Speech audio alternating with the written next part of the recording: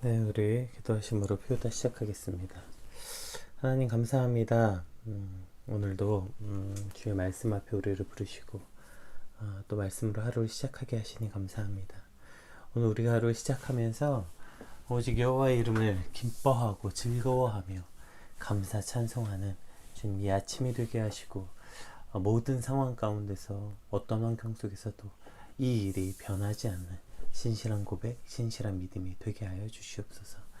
오늘도 우리의 찬양받게 합당하신 하나님을 기억하고 그분을 깊이 묵상하는 이 아침이 되게 하여 주시옵소서. 감사합니다. 예수님 이름으로 기도드립니다. 아멘. 네, 오늘 저희가 함께 살펴볼 말씀은 시편 9편 1절에서 10절까지 말씀입니다. 읽겠습니다. 내가 전심으로 여호와께 감사하오며 주의 모든 기이한 일들을 전하리이다.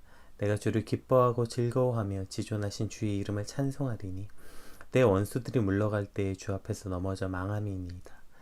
주께서 나의 의와 송사를 변호하셨으며 보좌에 앉으사 의롭게 심판하셨나이다. 이방 나라들을 책망하시고 악인을 멸하시며 그들의 이름을 영원히 지우셨나이다. 원수가 끊어져 영원히 멸망하였사오니 주께서 무너뜨린 성읍들을 기억할 수 없나이다. 여호와께서 영원히 앉으시며 심판을 위하여 보좌를 준비하셨도다. 공의로 세계를 심판하시며 정직으로 만민에게 판결을 내리시로다. 여호와는 압제를 당한 자의 요새시요 환난 때의 요새시로다. 여호와여 주의 이름을 아는 자는 주를 의지하오니 이는 주를 찾는 자들을 버리지 아니하심이니이다. 아멘. 오늘 저희가 살펴본 이 시편 9편 이 말씀은 저희가 이 앞서 살펴보았던 다른 시편 구조와는 조금 다른 형태인 것을 저희가 좀 볼 수 있습니다. 그러니까 그동안 시편 저자 자신이 처한 상황에 대한 토로 혹은 청원으로 시작한 내용이 대부분이었는데 오늘 본문은 여호와께 감사하며 기뻐하고 즐거워하며 찬송하는 내용으로 시작을 하죠. 따라서 오늘 시편 9편은 감사 예배 시로 분류합니다. 또 이 9편은 또 굉장히 특이한 시편 구조를 가지고 있는데요. 이게 히브리 알파벳 순서대로 지어진 시입니다. 우리가 도레미송이나 가나다라송처럼 알파벳송처럼 그렇게 히브리 알파벳 순서에 따라 그 지어진 이게 답관체 형식의 시인데요. 답관체가 머리를 밟아가는 이런 뜻이거든요. 그러니까 한 시의 행이나 연의 첫 머리를 알파벳 순서대로 단어가 규칙적으로 등장하도록 시를 지은 거죠. 그래서 시 각 행이나 연의 첫 머리가 모든 알파벳 순서대로 망라되는 정형시의 형식입니다. 이런 답관체를 사용한 이유는 그러니까 일상적으로 사용하는 알파벳을 규칙적으로 사용하면서 시를 읽는 사람이나 듣는 사람으로 하여금 자연스럽게 이 시에 대해서 친밀하게 느끼게 되고 또 독자들에게는 이 시를 쉽게 외우고 노래하게 되는 그런 큰 형식이죠. 사실 저희도 그래서 원소 기호 같은 거 외울 때 그 앞에 글자들 다 묶어서 노래로 만들어서 외우고 하잖아요. 그런 거랑 매우 비슷한 형태라고 보시면 될 것 같습니다. 네, 우리 1절에서 2절 한번 같이 살펴보겠습니다. 내가 전심으로 여호와께 감사하며 주의 모든 기이한 일들을 전하리이다. 내가 주를 기뻐하고 즐거워하며 지존하신 주의 이름을 찬송하리니 이렇게 시작하고 있습니다. 그러니까 이 1절은 히브리어의 그 첫 번째 자음 알렙으로 시작하거든요. 영어로 따지면 이게 A겠죠. 그러니까 이렇게 이제 알렙으로 시작합니다. 그래서 내가 전심으로 여호와께 감사하고 주를 기뻐하고 즐거워하고 찬송하겠다라는 고백으로 시작이 되는데 이 1절 2절을 읽어보면 이것이 우리가 이 땅을 살아갈 때 할 수 있는 최고의 삶의 방식이 아닐까? 이런 생각을 해봐요.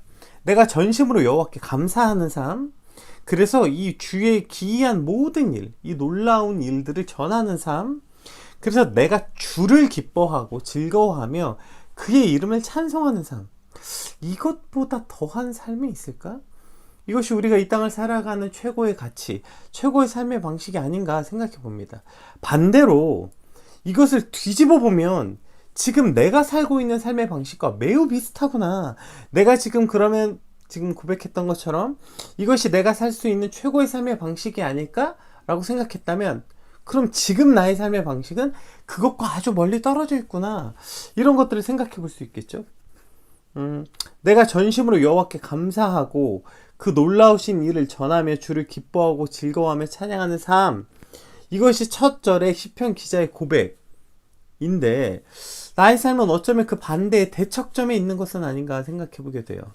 여호와께 전심으로 감사하기는커녕 불평과 불만, 혹은 감사를 하긴 해도 간신히 쥐어짜서 몇 개를 할까 말까 하는 삶, 이것이 오늘 나의 삶은 아닌가 생각해 볼 수 있게 되는 것이죠. 그 일이 얼마나 감사하고 놀라운지 알지 못하는데 그것을 어떻게 기이하게 여길 것이며 그것을 또 어떻게 전하겠어요. 전하기는커녕 오히려 그리스도인인 것을 감추기에도 급급한데, 어디 가서 내가 교회 다닌다는 거, 내가 그리스도인이라는 거, 혹은 내가 PK라는 거, 이거 급급기도 급급한데 그 기이한 일을 우리가 어떻게 전하면서 살까? 과연 그렇게 전하면서 살고 있는가? 돌아볼 수 있게 되는 것이죠. 내가 주를 기뻐하고 즐거워하며 주의 이름을 찬송하리니, 이 고백, 어쩌면 이것이야말로 가장 멀리 동떨어져 있는 것은 아닌가, 내 삶에서.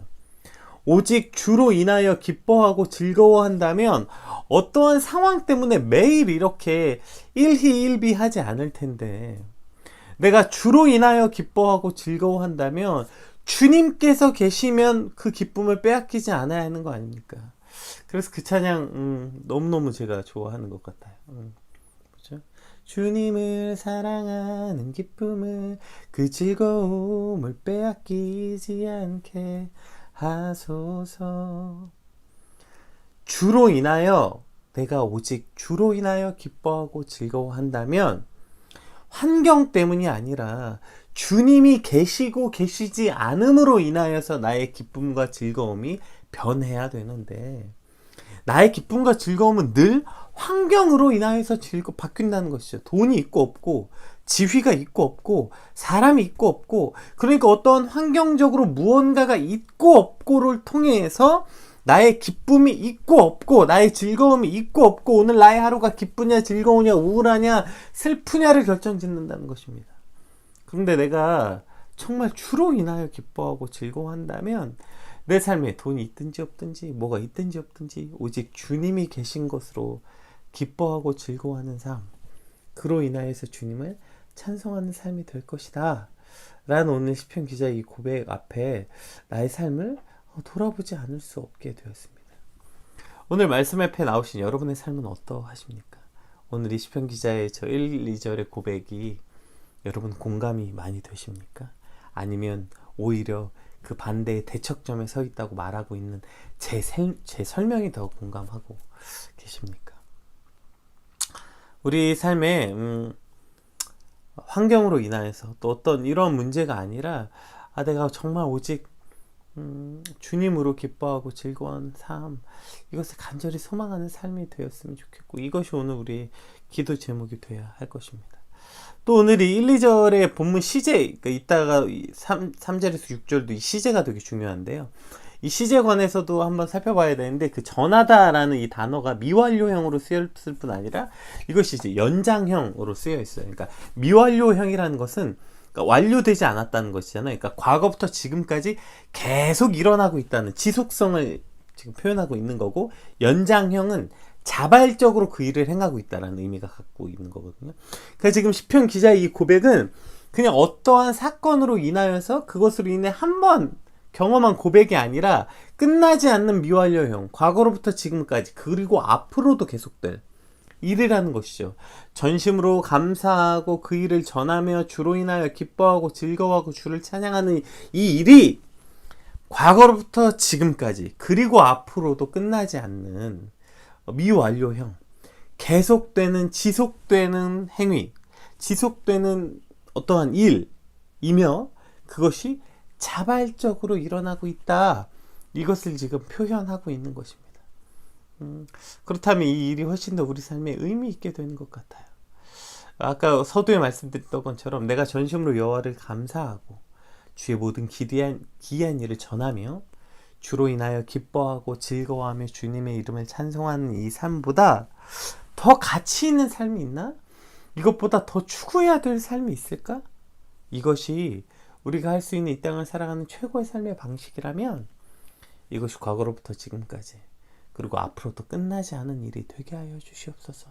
또 그 일이 어떠한 뭐 외부적 이유나 뭐 그것을 대가성으로 이렇게 살 테니 주님 내게 평안을 주시옵소서, 뭘 주시옵소서, 이런 게 아니라 주를 사랑함으로 자발적으로 일어나는 그러한 일이 되게 하여 주시옵소서. 간절히 소망하는 이 아침이 되시길 주님 이름으로 축복합니다. 우리 3절에서 6절 말씀 한번 같이 살펴보겠습니다. 내 원수들이 물러갈 때 주 앞에서 넘어져 망함이니이다. 주께서 나의 의와 송사를 변호하셨으며 보좌에 앉으사 의롭게 심판하셨나이다. 이방 나라들을 책망하시고 악인들을 멸하시며 그들의 이름을 영원히 지으셨나이다. 원수가 끊어져 영원히 멸망하였사오니 주께서 무너뜨린 성읍들을 기억할 수 없나이다. 그러니까 지금 이 3절에서 6절은 이제 두 번째 알파벳 베트로 시작하는, 그러니까 영어로 따지면 B이겠죠.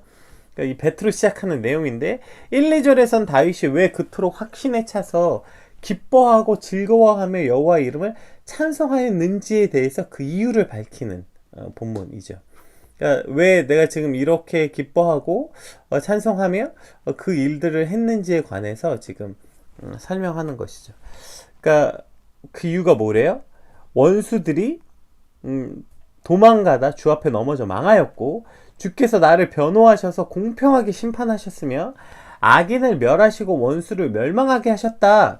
이것이 지금 이 시편 기자가 1, 2절에 그렇게 찬양한 이유, 나의 원수를 갚아주시고 대적을 물리쳐 주신 것, 그것 때문에 1, 2절에 내가 여호와를 기뻐하고 즐거워하고 감사하고 찬송하는 첫 번째 이유라고 말하고 있는 것이죠. 우리가 다윗의 삶을 보면 지금 이것이 어떤 것인지 우리 알 수 있어요. 다윗의 삶은 전쟁의 연속 아니었습니까? 계속해서 전쟁 가운데 있었죠. 그러니까 그가 그 어린 그 소년일 때 골리앗과의 싸움, 그러니까 다윗은 싸움과 전쟁 이것으로 점철되어 있었죠. 그 모든 삶이. 이것이 하나님께서 다윗에게 주셨던 사명이기도 했겠죠.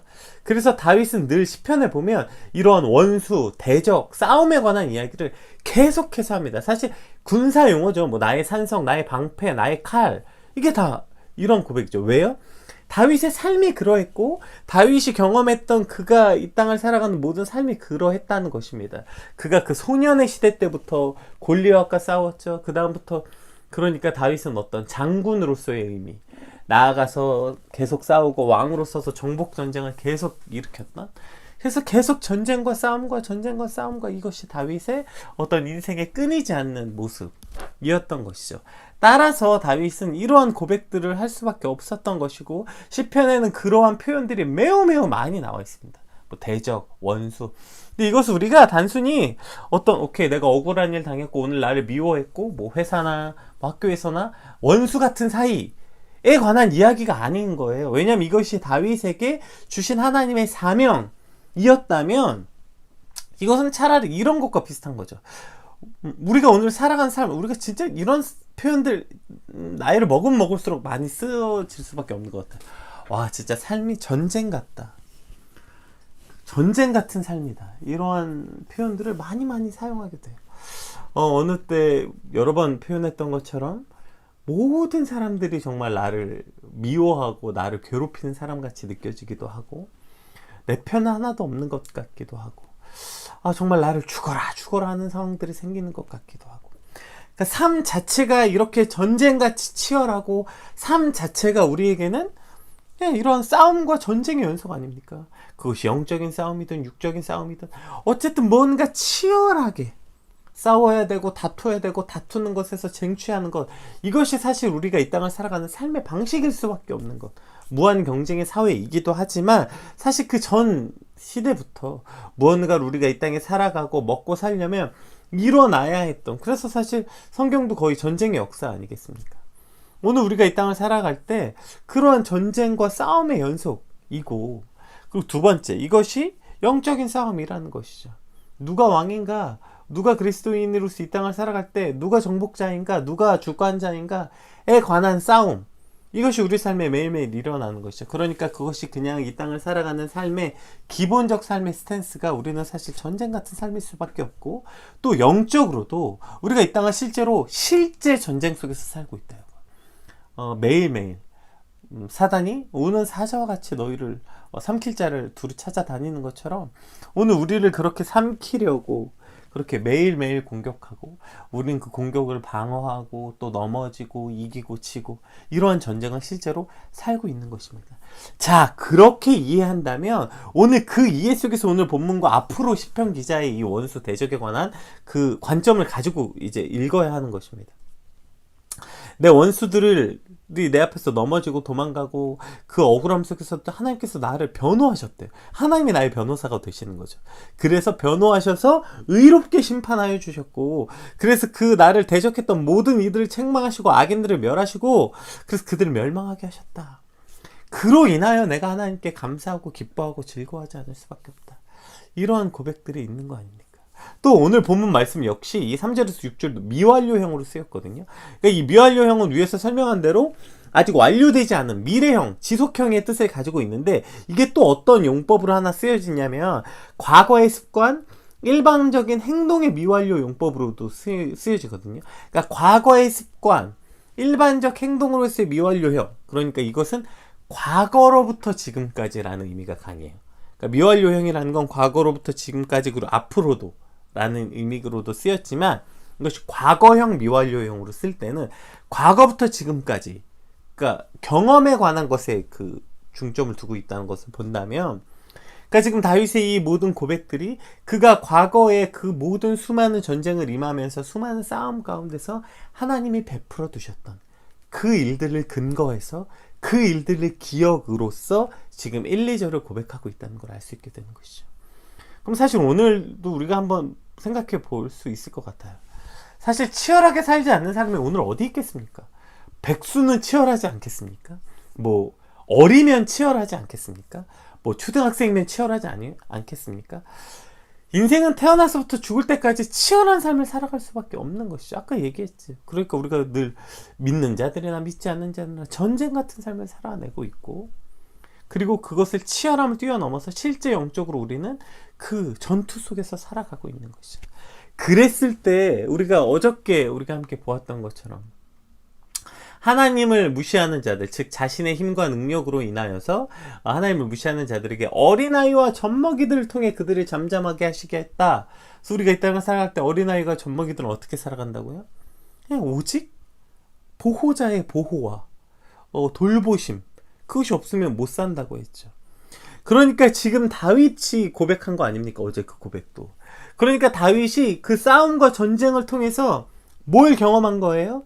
그 모든 싸움과 모든 전쟁을 하나님의 보호하심과 하나님의 지켜주심과 하나님이 동행해서 싸우심, 그로 인하여서 이 모든 전쟁과 싸우심을 이겼다. 그래서 오늘 뭐래요? 그 모든 원수와 전쟁을 하나님께서 갚으셨다고 말하고 있는 것입니다.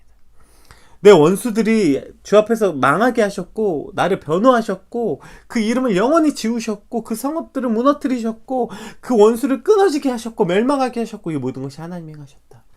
이렇게 고백하고 있는 거죠. 그의 과거의 경험으로부터.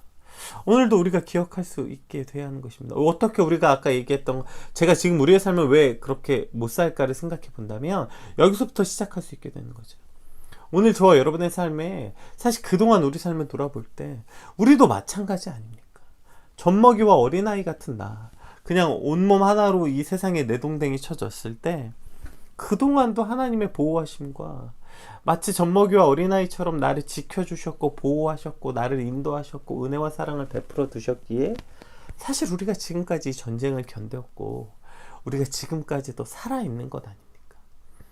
나의 연약한 의지, 나의 본성적인 악함, 나의 그 수많은 그 어떤 죄악들, 우리는 사실 넘어질 수밖에 없고 죄에 늘 질 수밖에 없고 이 전쟁에서 패배가 확정된 이들이었지만 그동안 젖먹이와 어린아이 같이 나를 지키시고 보호하셨던 하나님의 은혜가 우리를 살게 하셨고 우리가 그것을 오늘 이 다윗처럼 기억하고 이것을 과거의 미완료형으로 기억할 때 이와 같은 고백과 찬양을 할 수 있게 되는 것입니다. 내가 전심으로 여호와께 감사하고 주를 기뻐하고 주로 즐거워하고 주님을 찬양합니다. 왜요? 주님께서 내 삶을 그동안 그렇게 다 지켜주셨기 때문이죠. 그래서 오늘 시편을 하다 보니까 참 찬양이 많이 떠올라요. 이제 시편이 그 찬양 가사이기도 하고 실제로 곡을 붙여서 찬양했던 곡들이니까요. 그래서 오늘 이 본문을 6절, 3절에서 6절을 읽으면서 딱 그 찬양이 떠오르더라고요. 이제와 돌이켜보니 그저 부끄러울 뿐 모두 다 주의 은혜라. 네. 그러니까 지금 이 시편의 3절에서 6절의 고백은 그런 것이죠. 나의 과거에 내 모든 원수와 싸우셨고 나를 지키셨던 하나님을 근거로 지금 찬양하고 있는 것입니다. 오늘 기억해 봅시다. 저와 여러분의 삶을. 사실 그동안에도 하나님께서 우리를 위해서 얼마나 싸우셨고 우리의 원수와 대적하셨고 나를 무너지지 않게 지켜주셨는지 그것을 기억할 때 우리는 오늘 다시 주를 기뻐하고 즐거워하고 주의 이름을 찬양할 수 있게 될 것입니다. 오늘 그렇게 주님을 찬양하는 저 여러분의 삶이 되시길 주님의 이름으로 축복합니다. 우리 7절에서 7절에서 10절까지 말씀 한번 같이 읽어보겠습니다. 오늘 본문 끝의 말씀인데요.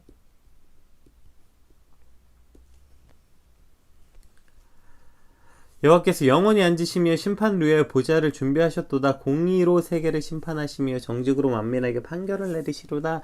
여호와는 압제를 당한 자의 요새시요 환난 때의 요새시로다.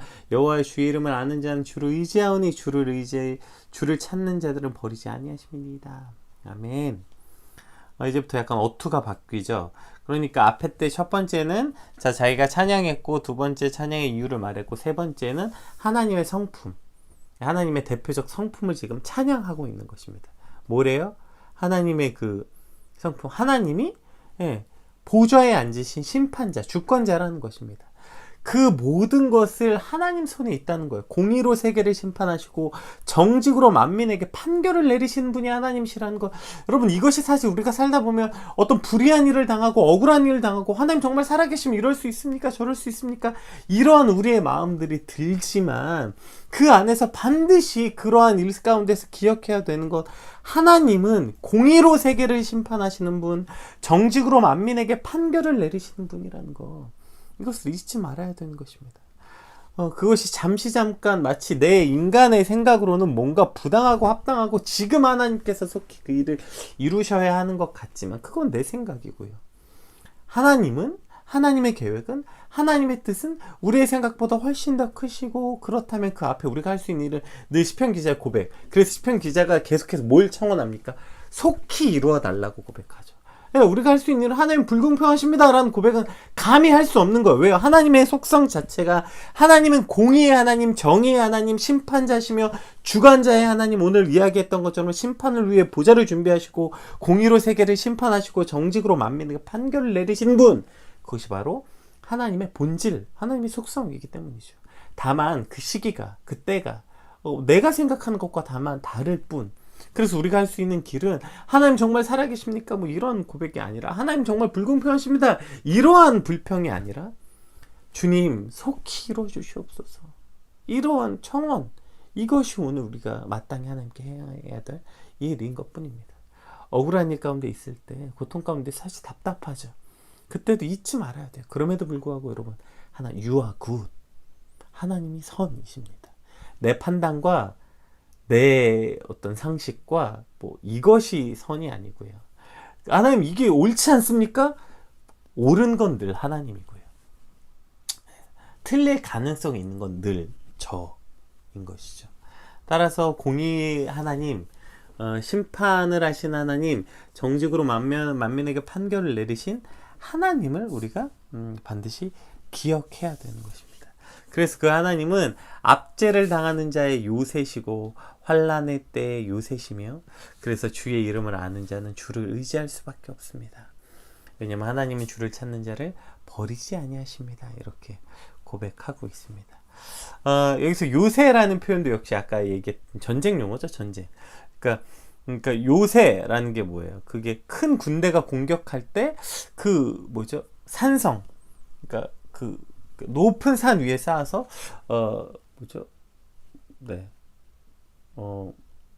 침공당하지 않게 되는 것, 이것이 바로 어떤 요새이죠. 그러니까 전쟁터에서 이제 잔뼈가 굵은 다윗에게 있어서 이 요새 산성은 너무나도 중요한 것이었고 그는 이것을 실체화시켰던 거죠. 수많은 공격으로부터 나를 지킬 수 있는 어떤 유일한 의지, 그것이 바로 하나님이 된다고 말씀하고 있는 거예요.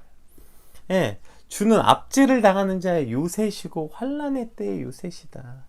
고통받는 모든 가운데서 그 요새, 큰 군대가 공격할 때 그것을 지켜주시는 산성이 되신다. 이러한 고백을 할 수밖에 없는 것이죠. 왜냐하면 그분이 정직과 공의로 모든 것을 판결하시는 분이기 때문이라고 말하고 있는 것입니다. 따라서 하나님께서는 그분께 달려가고 주를 의지하기만 한다면 그들을 쫓아버리시지 않고 그들을 지켜주시고 안아주신다.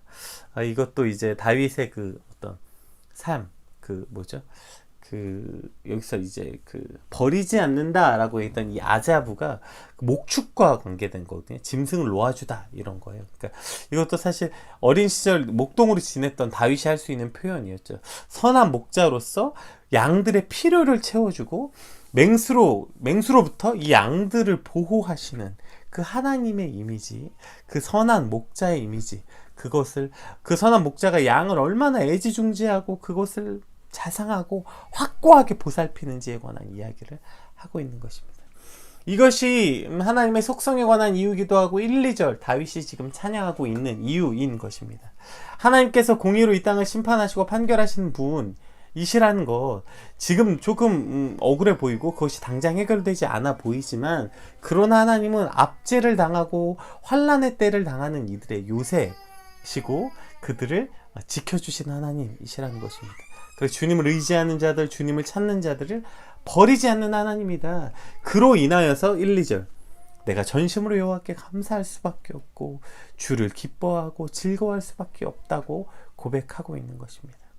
오늘 우리 함께 기도할 때 기도합시다. 하나님, 내가 전심으로 여호와를 감사하고 주로 인하여 기뻐하고 즐거워하고 찬송하는 것, 주께서 전쟁 같은 삶 가운데서 나를 여기까지 인도하셨고, 그리고 압제를 당하고 환난의 때에 내가 유일하게 피할 곳, 그리고 그 맹수와 그 추위와 여러 그 위협 속에서 마치 목자가 양을 돌보듯이 나를 지켜주신 하나님이시기 때문에, 그러한 나를 버리지 않는 하나님이시기 때문에 내가 주님을 그렇게 기뻐하고 찬양할 수밖에 없습니다.